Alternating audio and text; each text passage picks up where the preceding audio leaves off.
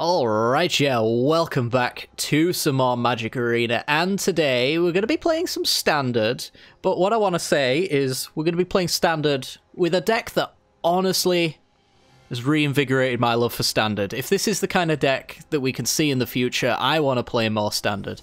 Today we're going to be playing around with a list that I found on the Arena 5.0 list. I think it was in the last competitive league or whatever. I really don't know. Like, I used to call them Pro Tours and things like that, but, you know, they just keep changing the names, and honestly, it doesn't really make sense. What I want to say, basically, is that this deck did very well, and it looks so sweet. I've played a fair bit of it, and it is so sweet. The only downside to this list is that it does lose very hard to rogues, but if you're like me and you don't play against rogues on principle, then this is the deck for you, because it just seems to wipe the floor with anything else. So what is this list? Because it's full of cards you might not have seen before, a lot of unplayables, and yeah, let's get into it. It's essentially a transmogrify list. I've played this on the channel before. Usually what this does in Historic is go and grab a Crater Hoof or something like that. Maybe we'll do that for a Historic video in the future as well, I'll be up for that. But essentially it's a 4-mana sorcery that says exile target creature. That creature's controller reveals from the top of their library until they reveal a creature card. That player puts a card onto the battlefield and shuffles the rest into their library. And then we also have Luca, Coppercut, Outcast at 5 mana, 5 loyalty. The -2 is the only thing we'll be doing with this card. Exiles a creature you control, reveals cards from the top of your library, until you reveal a creature card with higher convert mana cost, put it onto the battlefield. So essentially they do the same thing. We've got 6 copies of that card. The idea is that we're going to make some tokens, either through the Birth of Meletus is 0/4, Forbidden Friendship, which makes a 1/1 with haste and a 1/1, Omen of the Sun, which is the best one here, a 3-mana flash that makes 2 1/1s and gives us 2 life, Elspeth Sun's Nemesis, which can make 2 1/1s, Outlaw's Merriment, which every upkeep can make some tokens, and I think that's about it. Yes. And I guess as well, Harmonious Archon to a certain extent, which enters and makes 2 1/1s. But what are we getting with our Transmogrify? Well, you may have noticed when I mentioned Harmonious Archon that it's the only creature in our deck, which means it is a guaranteed hit off of Transmogrify and Luca. So we're going to turn that 0/4 into a Harmonious Archon, which is a 6-mana 4/5 that makes 2 1/1s, and makes all creatures that are not Archons 3/3s. So for 4 mana, or 5, we put 10 power on the board just on this creature alone. That doesn't include the tokens that are already in play. We can also, as well, with the Akroan War, which is a really super sweet combo, 4 mana, gain control of a target creature for as long as you control the Akroan War. So we can steal our opponent's creature and then transmogrify it, or exile it with Luca, turning it into a Harmonious Archon. So we can steal and sack the same way that you see Claim the Firstborn into Village Rites. That same kind of thing is where we're going to go with this. Also the Chapter 3 that says each tapped creature deals damage to itself equal to its power. We're turning all our opponent's things into 3/3s, so the Chapter 3 is a board wipe if anything is tapped. And Chapter 2 makes sure that those things attack if able, attacking their 3/3s into my 4/5s, for example. It's just such a sweet deck, and yeah, honestly, like, Standard has been a bit stale for me for some time, but after playing this today, I can't wait to play more Standard. Mostly to keep playing this deck. This deck is so cool. As I mentioned, it has a really, really bad matchup against rogues, because I think what it does is it folds quite hard unless you're playing around your opponent being tapped out. It relies a little bit on them not knowing what you're doing in a certain extent as well. So if this deck ever became popular, it would be bad. But it doesn't like being countered for obvious reasons. You need to resolve these cards, otherwise you're dealing with 1/1s and things like that. And it doesn't like having things removed in response either, so it doesn't like removal. Those things don't really exist all that much outside of rogues. Standard is kind of just like a Smork format. Or in the case of something like the Orion list, it's just like get up to 8 mana and Ugin. This deck wins fast enough to not care about Ugin in that sense. We kind of just put 10 power on board on turn 4, so, you know, turn 5 we're attacking for 10, turn 6 we're ready to go. They could have an Ugin by that point. we have an ECD, we have hasty creatures to finish them off, things like that. And, you know, if they're slow enough, that's going to be the case.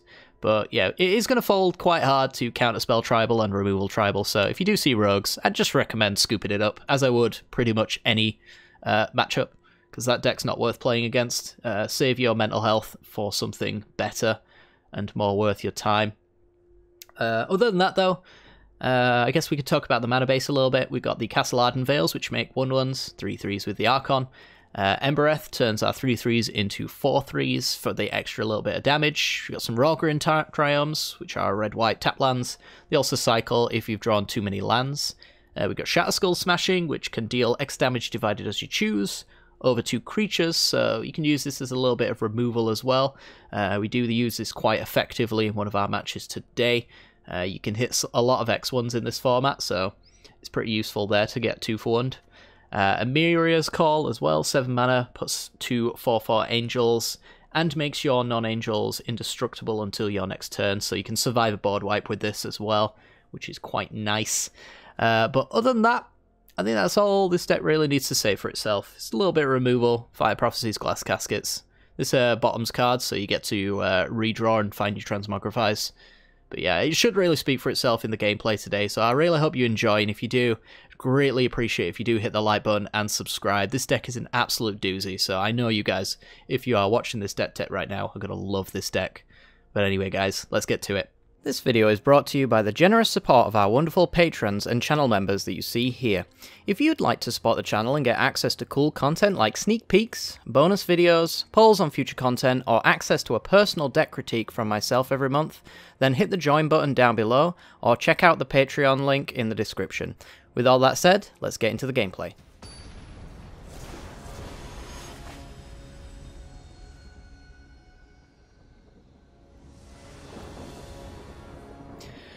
Alright, opponent goes first. We have a pretty fine hand. It's not good, but it's fine. Like, we can go Birth into Omen of the Sun. We've built up creatures then. Might even just be hard casting Archon, but if we're not, then we should have 2 3/3s on board and a 0/4 that we can transmogrify. We've got to draw the card, of course, but Luca's technically that card. We have got 4 mana here, 5 with the Birth. This one's going to come down to being dead or not, I think, by the time all that occurs. Shatterskull Smashing.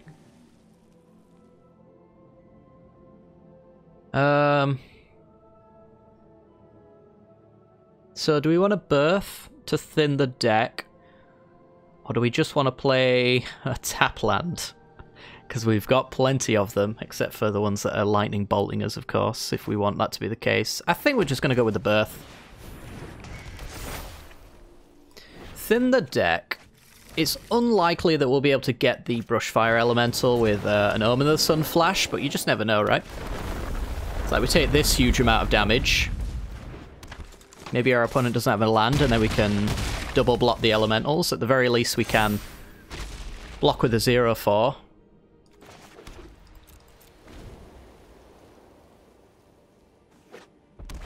Oh, they did have the land. Actually, these won't let you block, will they? No. Never mind. Gain control of my wall. Yeah. Well, I am still going to flash in and take care of the Innkeepers, because no doubt they will get in with those. Gain some life here. Take care of at least a little bit of their card advantage. Go up to 9. Actually, I think a Shatterskull Smashing is really good here. So we take a red. We divide 2 damage over the Brushfire Elementals, because we killed their card advantage with the Innkeepers. Now we kill their aggression with the Shatterskull Smashing. They're left with just a wall that I will get back later, and then I can transmogrify that with Luca.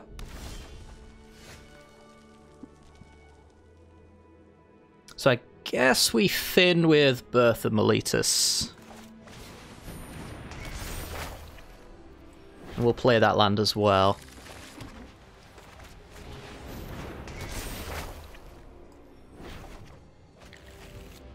We're at 9. We've got 4 points of life on board with the Birth of Meletus. We've got a blocker. And our opponent has nothing, which is fantastic. Ooh, Elspeth. Oh, wow. So there's not really much of a way that they can win here, right? This is our ideal outcome. So I don't think they can answer a 0-4, which means they certainly can't answer a 4-5. My walls become 3-3s, and now I basically just start dumping Archons while also minusing Luca next turn as well on a wall. And then my aggression is just too much. I honestly didn't think we were going to win that one, but we had the right removal at the right time, so could be pretty happy with that for sure. Yeah, just shut down this card entirely. 4 mana to take my 0-4 for a little while it does nothing. This was a bad card. I think they were kind of just trying to maybe try and use a board wipe to stop us from having aggression, but it's just not really a thing at that point when they took it. Yeah, I think it was really clutch Shatter Skull and Omen there. Pretty sweet. Alright. When the deck gets to do its thing, it's so sweet.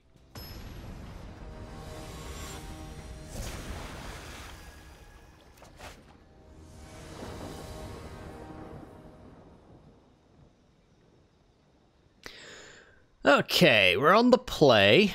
We can put Harmonious Archon back in with a Fire Prophecy, I guess? It's a Lurrus list. What's Lurrus in Standard these days? It's like a Rakdos discard deck, isn't it? Same as Historic? I'm honestly not sure, but we're going to keep this one anyway. So yeah, Lurrus of the Dream Dead is their commander. We'll see what that actually means for this matchup. I only play like Standard once a week these days. Oh, yeah, of course it's Rogues, isn't it? How did I not think it was Rogues? Alright, well, let's get rid of Ruin Crab.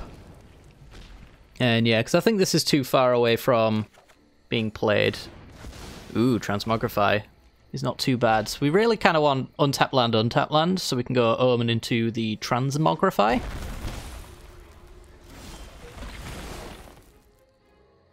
But we didn't get that, so we're just going to go Rogrin Triumph and hopefully waste our opponent's time. This does seem like the absolute worst matchup of all time for this deck. It's like, I don't know how we resolve this card. Which is kind of the whole point of the deck. Yeah, I'm really looking forward to the day when Rogues becomes absolute garbage. You remember when, like, 3 Fairy came out and then Mono Blue Tempo became garbage? That was the one reason why I liked 3 Fairy. That was the one redeemable quality he had. He made Blue Tempo lists just die. So, you know, maybe we can get something that's not as painful as 3 Fairy. That also just makes Rogues die. So I'm going to go grab a Plains. It will make a 0-4 wall next turn, so I can try and transmogrify that. Put 10 power on board, or whatever it is. It's 10 power, yeah. 10 power for 4 mana. It's mostly reasonable, right? Okay, land. Problem is, you know, Drown in the Lock is a thing. They can kill my creature in response.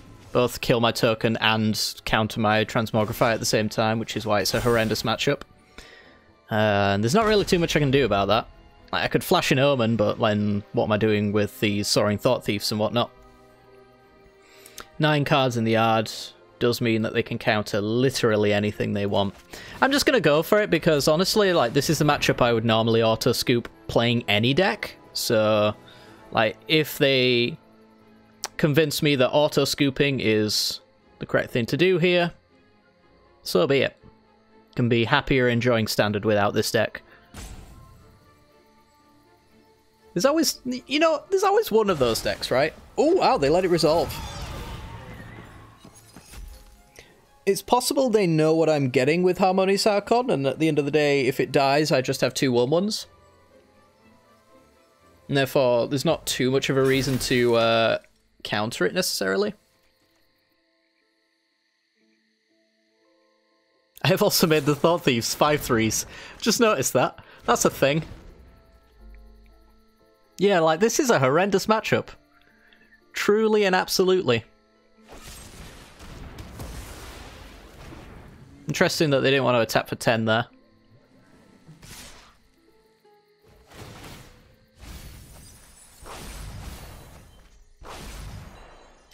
Okay, 35 cards. Yeah, I think that there's always just one of those matchups in every standard or historic format where no matter what you play, you absolutely despise said deck. And this is mine. This is the one that I just usually will outright refuse to play. But as a case of, you know, showcasing why I do that, we'll play this one out and then scoop it really easily, because it'll be over quickly. Right, there you go. Next game.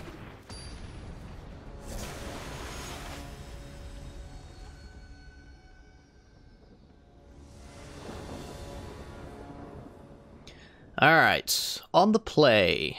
Not really too much to do here, but we have a Glass Casket and a Prophecy, so we can use the Prophecy to kill whatever our opponent's doing, hopefully. Find that third land that we need to make this hand work, because the Crow War into Transmogrify is a thing. I'm gonna give it a shot and see what happens. We do have to place this on red, but that's not really a big deal. Opponent gives us basically nothing to do with our turn, but we do still want to play the mountain here so that we can fire Prophecy and try and improve our draws. I'd love to be able to steal our opponent's creature and then transmogrify it into an Archon. That's the dream. Is it rogues? There'll be rogues. It's an Is It deck. Oh, wow. Alright. Yeah, let's just thin the deck then, I suppose, with Fable Passage.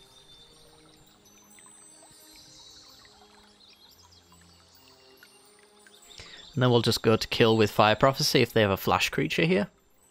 Maybe they're planning on stomping. Stomp would be my first guess, to be honest. This is Teamer. Oh, right. For some reason I thought this was a red-blue land. Not just yet. Once Kaldheim comes out, these pathways are going to get slightly more confusing. Yeah, so it is a stomp.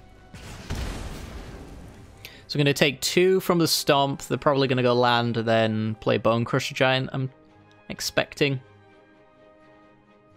But I can steal it with the Akroan War. It's not ability, right? Target of a spell. So yeah, if they do play the Bone Crusher here, then that's good for us. They're not going to do that, though. They're playing around all our removal. I think they do assume that we have nothing to do here, which isn't incorrect. So this is like a Genesis Ultimatum deck. Terror the Peaks and nonsense. Kind of annoying that they don't have to play anything here. We'll grab a mountain. Don't really want to thin the decks when you have things like Birth of Meletus.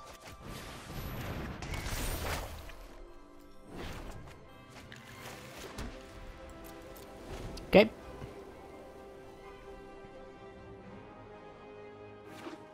Unfortunately, Terror of the Peaks is a 5/4, so we can't fire Prophecy that. Bone Crusher seems to be just about the only thing we seem to be able to hit with this.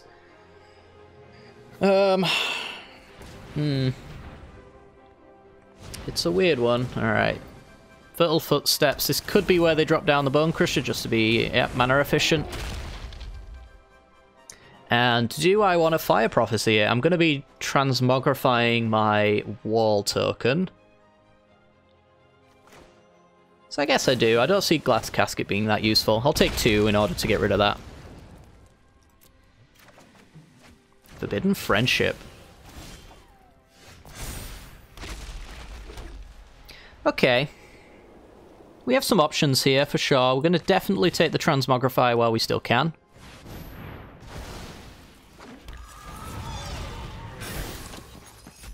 Turn everything into 3/3s. How does this work? Base power toughness 3/3, and then this says power and toughness are equal to the number of lands. The game says it's a 6/6. I'm not sure which one takes precedent there, actually. It's like they might have an Archon answer for sure. If they don't, though, we can really punish it. This is another hasty 3/3 with a Normal 3/3 on the back. If they just play something like Terror of the Peaks on its own, we can steal it. Steal it, and then with a land drop, we make 2 3/3s and deal 6 to them. It's cute.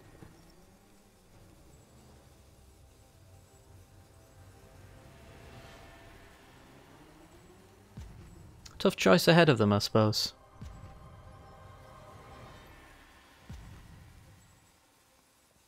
I feel like I've got plenty of answers to what they're doing. It is a 3/3. There you go. Nothing in the yard for ECD.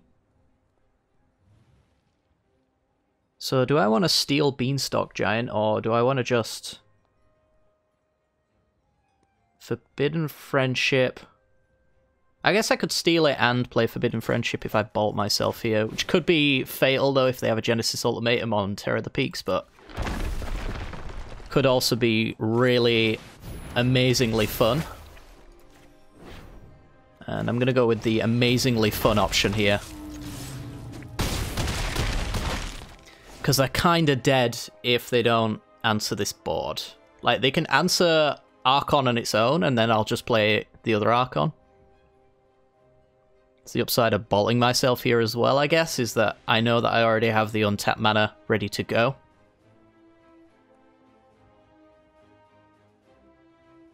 So we have an ECD for the Beanstalk Giant block, but we don't need it.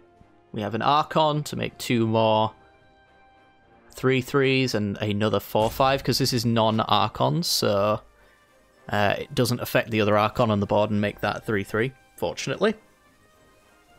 The card may be usually bad, but it's not that bad.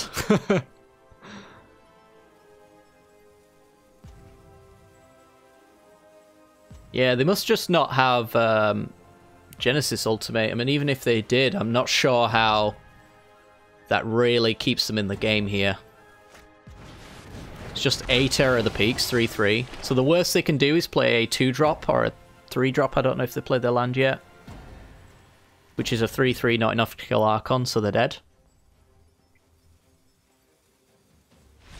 Oh, wow. Yeah, it seems as long as you're not up against Removal Tribal or Counterspell Tribal, aka just Rogues, which I think is basically the only matchup in this format that it's bad against. As long as you're not doing that, this deck gets to do its thing. When it does its thing, it's absurd. I mean, we could have got Genesis Ultimatum there, and without the Archon, you know, they could have just gone like triple Terror or something stupid like that. That's what this deck does. It can RNG you into a win sometimes, and, you know, dumps down 7/7s usually, which kill you on the spot. Things of that nature, but yeah, we were just a little bit ahead of them. Could be the nature of being on the play instead of the draw. Who really knows?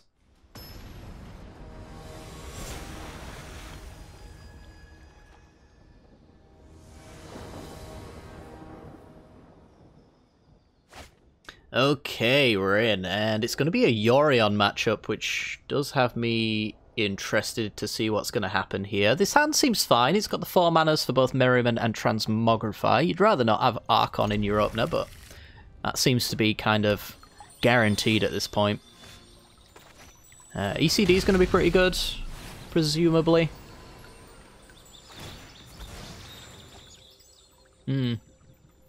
I guess it depends on what kind of Yorion deck it is as to whether or not this is a good hand. So if it's like a Doom Foretold list, we might find it a little bit difficult, since it forces us to block Archon and Outlaws Merriment. Looks like it is exactly as I'd expect, a Doom Foretold list. We have 4 mana here. We're probably going to draw a land in between then, so playing the Emiria's Call isn't necessarily all that great. Might just thin with the Fabled Passage. Yeah. Thin out a mountain and pass.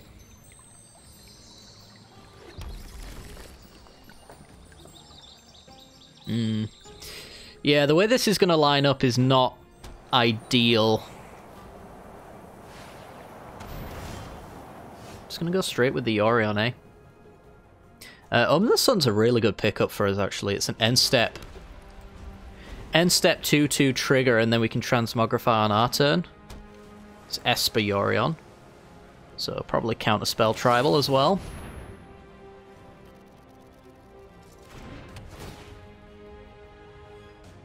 So we get some 2/2s. Again, I'm not entirely sure whether or not we do go for the Transmogrify here. I'm pretty much leaning towards doing it, though. They can have removal in response. Could even just go for the Outlaw's Merriment, though. They won't be flashing in, presumably. I don't know this list well enough to know whether or not that's the case or not. Yeah, let's go with the Outlaw's Merriment. We have protection from Doom Foretold with the Omen of the Sun. We can get in some pressure here and find out if they got some removal. Can always like ECD Yorion, which currently is just kind of like... Oh, Skyclave Apparition, okay. Can't hit my Archon, fortunately. They do have removal open. They hovered my creature as well. Also an important fact to note here. I don't think we ECD the Apparition. But I think because we're about to start hard casting Archons, we'll go for the Transmogrify. Could have Heartless Act, though.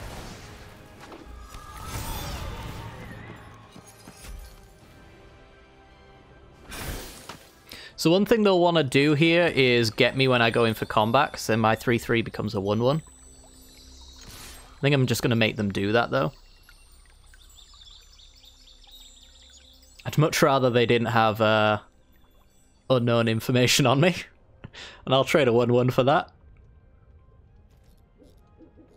I think their plan is just to flicker Apparition and Golden Egg with Yorion, though. What would we do if they did that?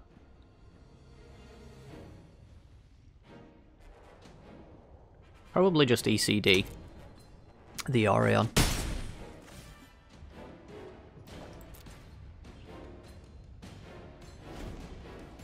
ECD the Orion under the assumption that Archon is probably going to die in the next few turns, so therefore we can reanimate it. There you go. Assumption, I think, proven to be somewhat correct. We're not going to thin our deck with the Fable Passage, because if we draw an untapped land, it means we don't have to bolt ourselves with a Miria's Call to play the other Archon. Slightly punished, but that's okay. We can get a 4/4 off the Apparition. Or we could ECD it. I think you probably just get you 4/4. Then play Forbidden Friendship, maybe. There's not too much of a punishment, I don't think, for adding too much to this board into a board wipe, you know? It's like we're losing 1/1s, and then we can drop down an Archon or ECD the Orion for a future Archon, things of that nature. I think I am playing this tapped. I don't really trust that I'm going to draw a land next turn. The odds are definitely there, but yeah, Extinction Event, sure.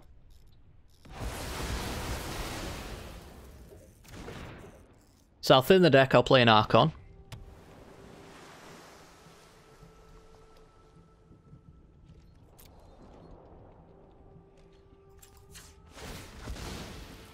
We were going to tap out all next turn anyway, so using the Forbidden Friendship just seems fine. So we weren't going to cast it to begin with to get that hasty 3/3. So now we Archon. We hope our opponent's not running Dwari Disruption. Seems they are not.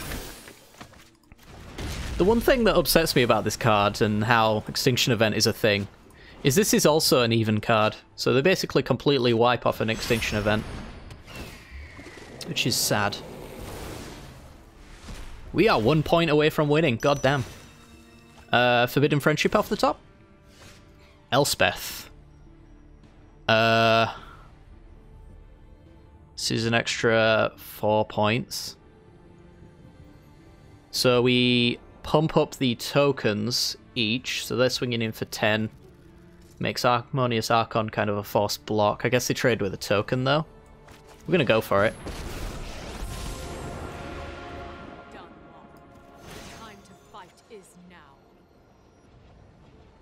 Yeah.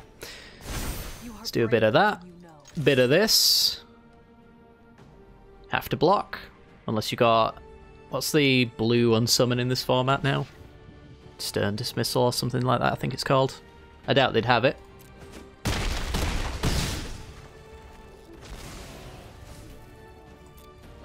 So, the only shame about this is that our opponent can have the board wipe and we don't have an Omen of the Sun.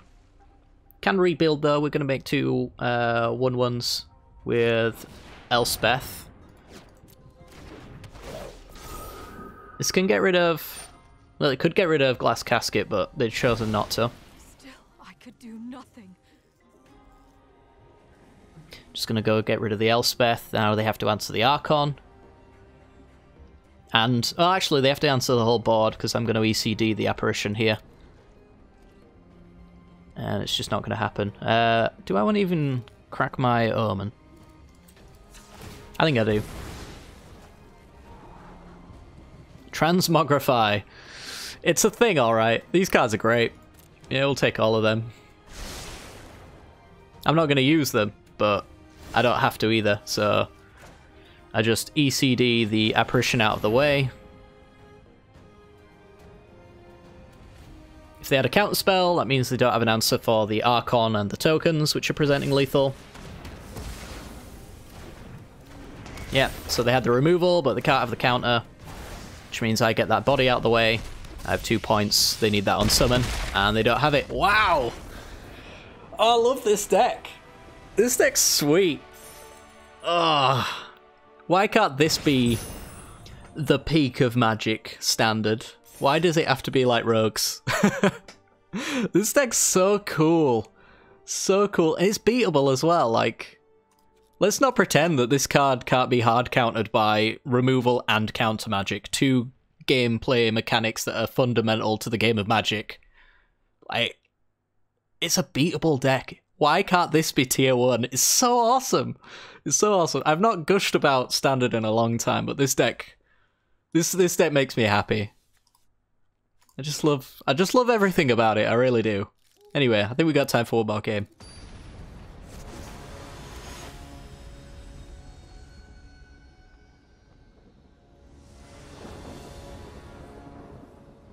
Okay, we go first, and this does look like what I would consider the nut draw. We go turn 1 Plane, so the Arden Veil comes in untapped. We're going to go turn 3 Omen, gain some life, gain some tokens, and then by that point we should have drawn the 4th land for Transmogrify. If that resolves, then we get an Archon in play. If it dies, we've got the ECD to reanimate it. Like, this just seems to me like a really good hand. Maybe like 1 Omen should be a Fire Prophecy. I think that's about the only way you could conceivably improve it. We're not going to play our Fabled Passage until after our opponent plays their first turn, mostly because they don't know what we're playing right now. So we don't want to give them any impression about that. So we'll grab our planes. Another Arden Veil, so that's our 4th mana. This pathway is obviously going to go on red at this point. Monogreen food? I actually don't know. No, let's go with the mountain. Might be able to trade off a Florahedron. I'm not even sure if we'd want to. They're most likely going to use it for mana anyway, like... I don't know. Gonna play down a Wicked Wolf or something? Kazandu Mammoth. Alright. And there's a land. So we are going to be trading up power on their Florahedron, which is not exactly ideal, but I don't think we should have to care too much about that. When our opponent probably can't really answer this all that much. I think they're the kind of deck to have like Kogler as their removal, right? So Kogler would enter as a 3/3, can't even kill the Archon. If they had a food and they had a Wicked Wolf, they'd have to have 2 food in order to kill Archon. So like all of this just seems to be really functional for us. They do have the Great Henge. We can ECD it if they can't use it here, but they have 3 mana, so you got to imagine that they can. There's Trail of Crumbs. So no card draw, so we're going to go with the ECD here. Outlaws Merriment. As much as I would love to play you, it would be a horrible mistake to do so. So, get rid of the Great Henge. I think we get in for... Well, we get in for at least 9 here. We offer up trades with these creatures. I don't know about attacking him with the Archon. I guess so. Like, we're attacking him with 4 to potentially take 6 back. But this is a lot of damage, so they might not be able to realistically not block and attack back in a meaningful way. So I'm mostly okay with this. Omen's going to be 6 power on board. Put our opponent to 12. We're looking down at 7 points of damage here. If they do manage to answer the Archon, it's got to be via Exile, which is not really a thing in green. As a Wicked Wolf, so they can get rid of a 3-3 and turn it into a 4-4. Sure.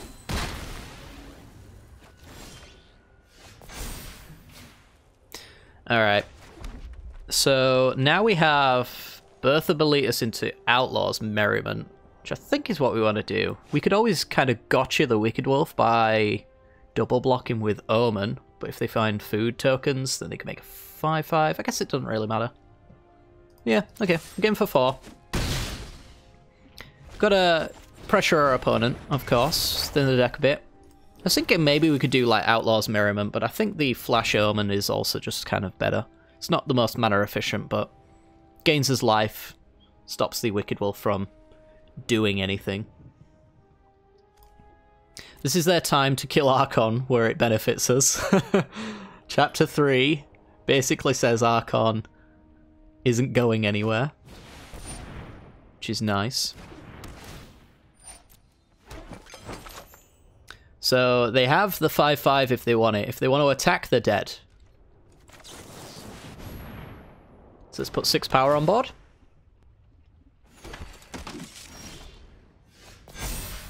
A Fire Prophecy. Doesn't exactly do anything. It's a shame we don't have Transmogrify, because we can turn that wall into another Archon. But now we drop down Merriment. Should be pumping out 3/3 with either Trample and Haste, Lifelink and Haste, or a 1 damage ping.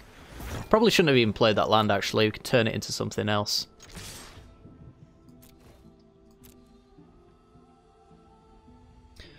So we swing in. We could threaten the Wicked Wolf. I don't think it's worth doing, though. For the sake of a food token. When we're probably just winning anyway. We get to scry off the Omen, make a 3/3 with haste. We should have this one covered. As we mentioned, like, Archon has got to be atrociously difficult for them to beat. Makes a 3/3. Makes a 3/3, and that's game. Yep. Oh, I love this deck! Oh, it's so cool! It's so cool! Alright guys, well that is gonna do it for today's video. I do recommend, if you got the cards for this deck, to try it out. If you enjoyed today's video especially. I would say that it's really bad against rogues, but from what I've seen, it pretty much just kind of makes a laughing stock of everything else. And it's such a cool design. I think the Outlaw's Merriment is a little bit of a meme. It's kind of late game powerful, but we never really found ourselves wanting to use it. I don't know what I'd trade it for, though. Maybe another... I almost want to say another Akoran War. I guess that's why this card does exist, is because this is the flex slot, and I honestly don't know if any card in here is better as a third copy than an Outlaw's Merriment. But it's just so situational, though. I don't know. I'm absolutely in love with this deck anyway, though. If I was to play Standard pre-Kaldheim, it would probably be exclusively this deck. It is so cool. And obviously, you know, I've got to make content as well, so I'll be playing other stuff, but, you know, if you forced my hand, I'd just say, I'll play this deck. It's so cool. It doesn't need Dugins, which are awful. It doesn't need Ember Cleaves, it doesn't need Great Henges, doesn't need all of those things that shouldn't exist in Standard right now, but somehow miraculously do. Ah, it's just so cool. Anyway, guys, hopefully you've enjoyed today's video. If you have, I'd really appreciate it if you do hit that like button and subscribe as well. Leave a comment down below what you think of the deck and what you've been playing as well. I'm curious to see if you guys have got any cool decks that have been doing well in the meta recently. This is a bit of a hidden gem, I would say. I don't know, maybe a third ECD for your Outlaws Mirrorment. But again, like, Chapter 3 never really came into play because it's basically only for Archons. I don't know. I don't know on this one. It's just so cool. But yeah, take care, guys. Have a good night.